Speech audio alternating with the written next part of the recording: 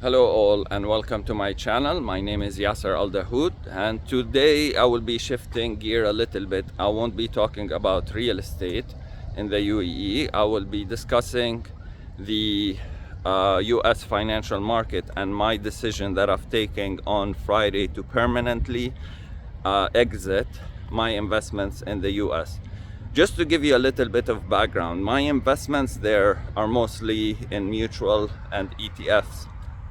Mutual funds and ETFs. It's quite well diversified. It's well managed by an investment company, and I hardly intervene. I let the professionals do the work and I stay away. And for the long term, it has proven very successful. For more than 10 years, it's generating steady, adequate returns, which give me the confidence. I'm not looking to speculate. I'm not looking for aggressive. This is a long-term horizon. I have the long-term vision in mind.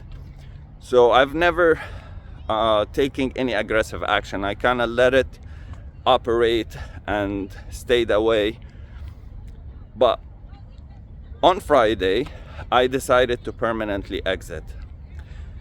And it's not because of the losses. You know, if you're aware, the financial market in the US has suffered a $5 trillion hit on $5 trillion hit on Friday, and almost a month to the date from today, there was another $4 trillion hit due to other random haphazard decisions that have been made by this administration. So I don't have an issue with losses. It's normal if you invest, whether it or equity or debt, it's not always going to be perfect. There are sometimes going to be losses. Even during the pandemic, the 2020 COVID pandemic, even though the market was suffering, I didn't panic and I didn't exit. In fact, I invested more money during this time because it was a good entry point. But now the situation is different. The criteria for why I invest are no longer there. When I look for a market to invest, I always look for credibility, for properly regulated. I look for transparency. I look for the policymakers to design policies that look after the investment community and doesn't punish them. But over the last 3 months, I feel that the administration is acting with zero regards to the investment community. They're taking random decisions, ad hoc, spur of the moment. As they wake up that morning, they're letting ChatGPT decide for them what is good, what is bad. And I'm reaching the edge where I no longer trust that system. The reason I invested there, if you invest in equity, by default, the US market will emerge as the best option because it's always been the largest, it's the most liquid, it's the best regulated. There's full transparency in the market, so you have all the criteria to invest in that market. But when you lose these fundamental factors, that market is no longer suitable for international investors. And just to make something very clear, this is not a political retaliation. I'm not trying to make a political statement, and this is not an emotional decision. I think my decision, if you would ask me, would you invest in a company that is run by Donald Trump? I would say absolutely not, because I don't trust the integrity.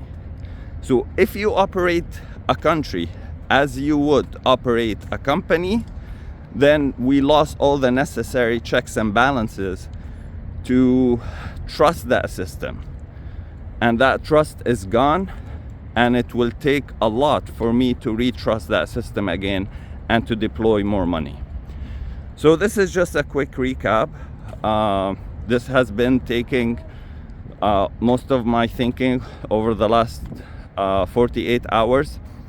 And it's funny, when I called my banker on Friday with that decision, they were telling me they couldn't handle the number of calls they were receiving, because I'm not the only one who's taking that action. So it seems to be there is enough consensus among everybody that this is the right action, is to minimize the loss, stop the bleeding. If 3 months of administration, this is what they are, this is the output, how do you think the next 4 years? And it seems that the investor community has been taken for granted and has been treated with no respect for their hard-earned money. And I believe a lot of people are taking similar actions. Now, for people here, they might want to ask, okay, so how could this potentially impact something like the UAE real estate market? Could that have a residual effect? Well, I'm not gonna pretend to be an economist. I don't know the answer.